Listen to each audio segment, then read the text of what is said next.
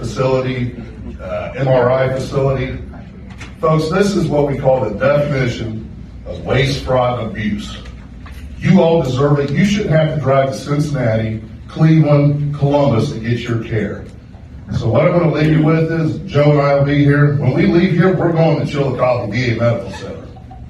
But I want you all to know that Joe and I, we're going to fight for you, and you all deserve the best care right here in Chillicothe, Ohio. I just want you to know that. Thank you.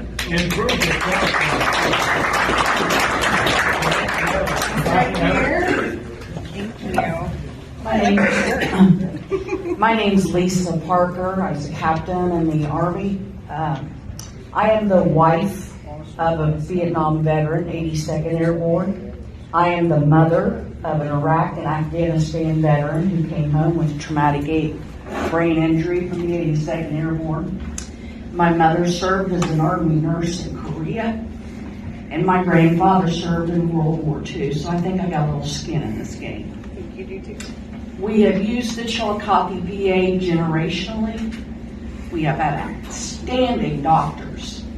They don't get to keep them very long, but we get outstanding doctors there. They're easy to access. When we've had to go on for other care, I mean, we've gotten excellent care there. But I want to leave, especially both senators' offices, with this. Historically, Appalachia per capita has sent more people to the military than any urban area. And to take something from us because we're poor Appalachians or we don't have that many people is an absolute crime. Because when this nation has needed troops from Korea, World War II, Vietnam through this one, the per capita amount of volunteers from Appalachia is what kept this country afloat, and we need to keep that facility. Thank you.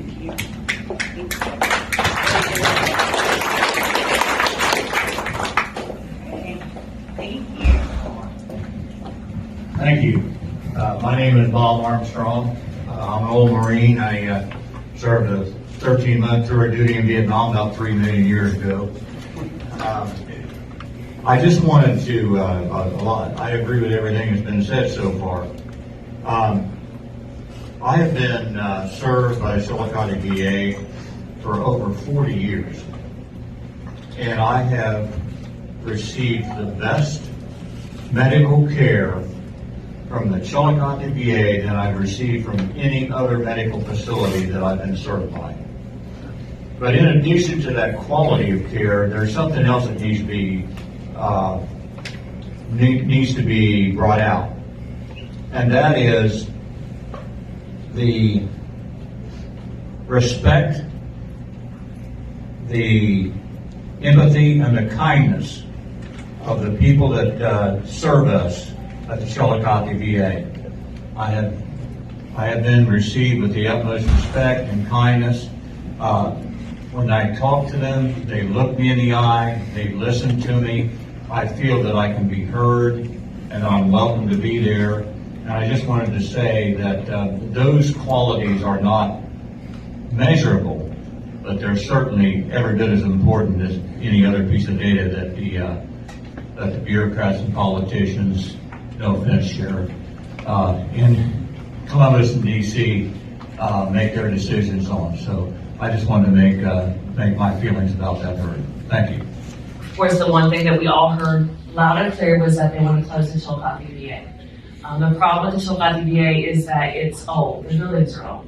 We all know that. In a couple of years, we're going to celebrate 100 years as a medical facility. The Chillicothe VA is technically older than VHA. So when they started calling it a VA, you were already in place. So that history in being Camp Sherman and things like that, that's a lot of rich heritage that we have going on there for taking care of veterans. So that was one of the main things. So when the assessment came through, they were looking at this from business eyes. So you guys all have said things I have either said myself or thought about, forgetting about those intangibles, about things that the family atmosphere, the therapeutic and feelings and things like that, and the care you get, the quality of care. Chillicothe VA always has some of the highest quality care scores, patient satisfaction scores. And we're very proud of that. Our staff are proud of that. Our staff are concerned about you. It was very heartwarming that you say, what's going to happen to these employees? Because they are family, they are friends. They're the person next door. It's not just someone that we never met before and we see once a year for our appointments. So that main recommendation is what really kind of has caught everybody and frustrated everybody. Some of the supporting things they're going to do, or what's recommended to do, is that they will build an 80-bed community living center in Circleville somewhere. The thought I heard behind that was that it would be able to provide care 30 minutes away from the Columbus Clinic, which does not have inpatient care, and it would only be 30 minutes from school.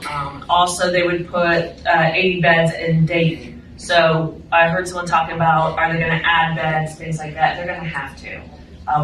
So it was 80 beds added to Dayton, inpatient beds for Dayton. Dayton also would get mental health care. So all of our mental health would go that direction. In Chillicothe, they would build a multi-specialty clinic. And from my understanding, that multi-specialty clinic means it would be your primary care. But it would be a separate building and not on VA campus somewhere in Chillicothe. So you'd be able to get your outpatient care at that specialty clinic. So those are the recommendations that have come through. That it's all on paper. So when they did these recommendations, they didn't say, here's the recommendations and here's how you're going to process through this and here's what's going to happen. So we're really, locally at Chillicothe, we're really on that ledge of saying, we won't be able to plan our future until after we know what the vote comes out next year. So that's the next thing I want to let you know. What we have been told for the timeline is in January, from now till January, the Air Commission is taking a look at the recommendations. And the recommendations across the U.S., so not just Chillicothe VA recommendations. This was an assessment over 100-something facilities. So this isn't just a local, let's look at Chillicothe and close it. So they have to go through all these. They had till January to submit their final recommendations to the president. In January, he has from January to, I believe it's March, to take a look at this, and then in March, the president and Congress will vote on it. So what we're urging veterans to do from now until January is that you're the ones that have to speak up, because locally we can't do anything about this. Once VHA said, here's our recommendations, moved it forward, all the power left our hands on any kind of impact we can have. So that's why it is very nice to see all of you here. Sharing your stories, writing your congressman, all those ideas you guys have shared are things that we need you to do at this point. As a veteran, I'm sure you guys are, I live in Richmondale. I'm just right next door to you guys.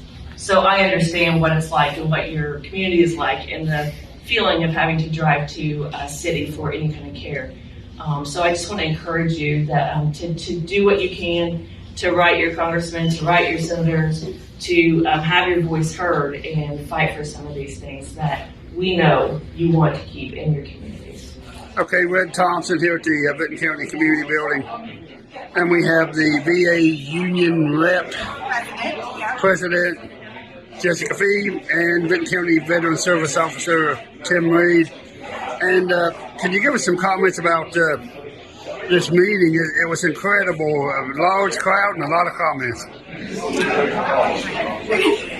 Yeah, we were able to come here today with the help of Ted, the Veteran Service Office in Vinton County. We're reaching out to our veterans, just wanting to hear their concerns over these recommendations about closing the old facility of the Chillicothe VA.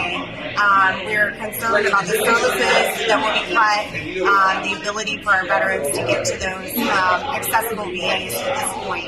So we heard a lot of really great feedback today. I think the momentum is good. I think that our veterans, they need support, and we need all of our community to come out and support them and write their congressmen and call those senators and say that this is no good for veterans. Okay, Tim, you got a double-edged sword, the services and the jobs that some of these veterans have there.